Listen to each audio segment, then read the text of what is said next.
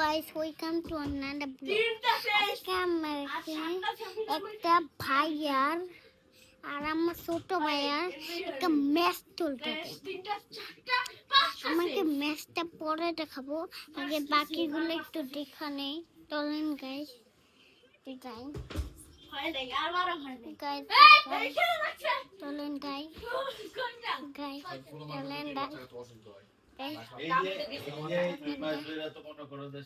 চলেন আমাদের লিভিং রুমটাতে আমরা এগুলো করি, এগুলা খাট টাট নাই এখানে আমার টেবিলটা আনছি, আমার বই দেখেন, বই, এটা বই। তখন ওদের খেলাটা দেখাই দেয়, গাইস দেখেন ওদের খেলা, কি করতে